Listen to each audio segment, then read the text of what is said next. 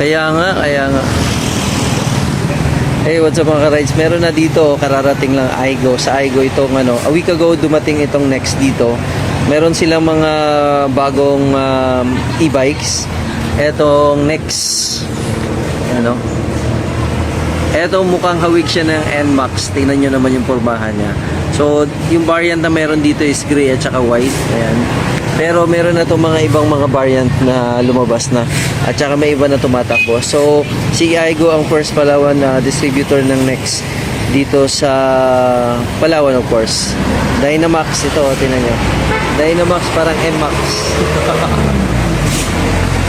Astig ang pormahan, no? Grabing ganda. Yan, alamin natin yung specs nito mga ka-rides. Yo, what's up mga ka-rides? So, dumating na nga dito sa Puerto Princesa, Palawan ang bagong, should we say, hybrid na e-bike na meron dito sa Aigo ngayon. Ito yung Next Dynamax.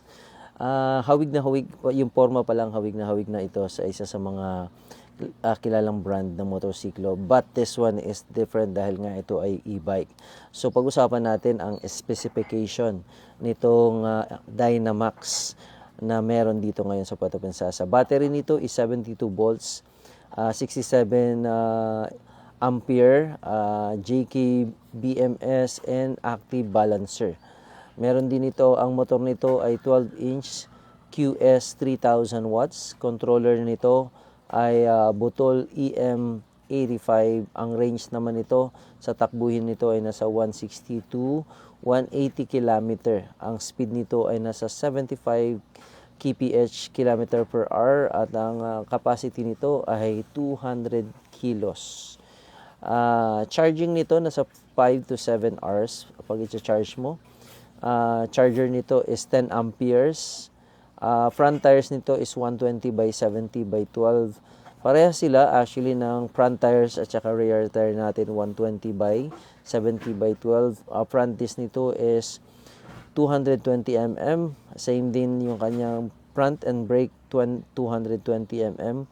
Front suspension nito is hydraulic shock. Ang rear suspension naman nito ay hydraulic spring air shock.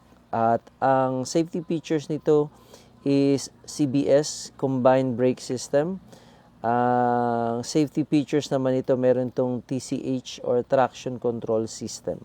Pagdating naman sa downhill at saka uphill, ito ang kaniyang features sa safety.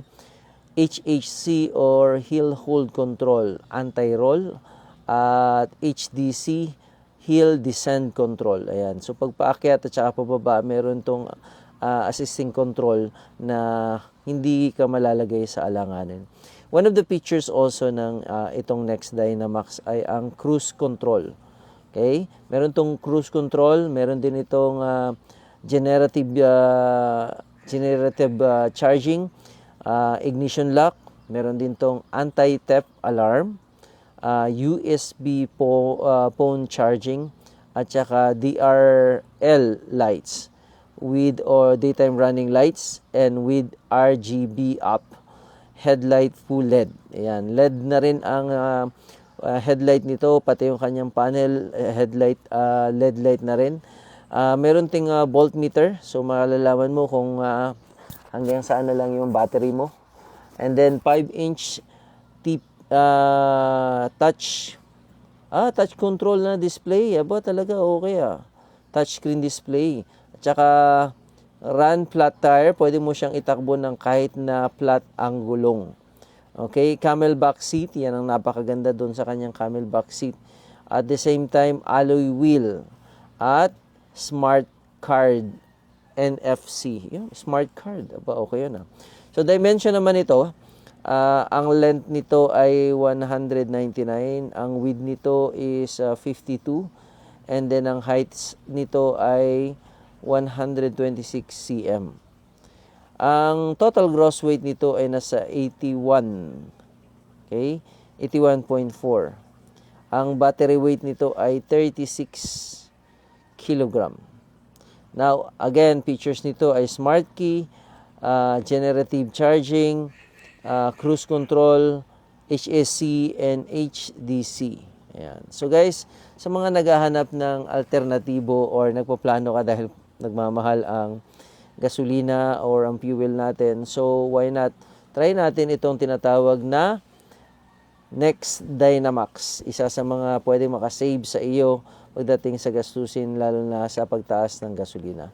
So, yun lang mga ka-ride. Sana nabigyan namin kayo ng idea dito sa ating Next Dynamax. So, para sa mga gustong makakita or malaman kung saan ito, punta lang po kayo ng iGo. Dito yan sa may Barangay San Jose. Beside the road lang po ng National Road natin. Maraming salamat. Ingat po kayo. Ride safe everyone.